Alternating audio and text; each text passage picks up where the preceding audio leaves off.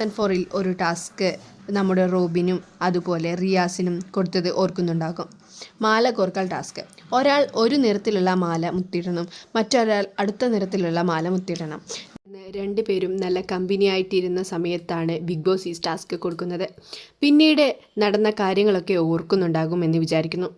അവസാനം വലിയ വഴക്കായി. റോബിൻ ആ മാലയൊക്കെ എറിഞ്ഞു പൊട്ടിച്ചു. അത് ഭയങ്കര പ്രശ്നമായി മാറി. ഇന്ന് നമ്മുടെ അനീഷും ആദിലയ്ക്കും ബിഗ് ബോസ് ഈ ടാസ്ക് കൊടുത്തപ്പോൾ പെട്ടെന്ന് ബിഗ് ബോസ് സീസൺ 4 ആണ് ഓർമ്മ വന്നത്. ആദിലയും അനീഷും നല്ല ജോളിയായിട്ട് സംസാരിച്ച് കമ്പനി അടിച്ചിരിക്കുന്ന സമയത്താണ് ഈ ടാസ്ക് കൊടുക്കുന്നത്. ക്ഷമയെ പരീക്ഷിക്കുന്ന ഒരു ടാസ്ക്കാണ്. രണ്ടുപേരും ഉണ്ടെങ്കിലേ ഈ ടാസ്ക് ചെയ്യാൻ പറ്റുള്ളൂ. അതാണ് ഇതിൻ്റെ കുഴപ്പം. രണ്ടുപേരും വേണം. അനീഷ് ചെയ്യില്ല പറഞ്ഞാൽ ആദിലയ്ക്കും ചെയ്യാൻ പറ്റില്ല, ആദില ചെയ്യില്ല പറഞ്ഞാൽ അനീഷിനും ചെയ്യാൻ പറ്റില്ല. രണ്ടുപേരും തമ്മിൽ ഒരു അണ്ടർസ്റ്റാൻഡിങ് വേണം. അതുപോലെ ഉണ്ടായില്ല വെച്ചാൽ വലിയ കുഴപ്പം നടക്കും.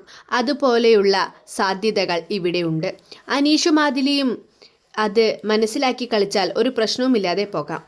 കൂടുതൽ അപ്ഡേറ്റ്സിനായി ഈ ചാനൽ ഫോളോ ചെയ്യുക.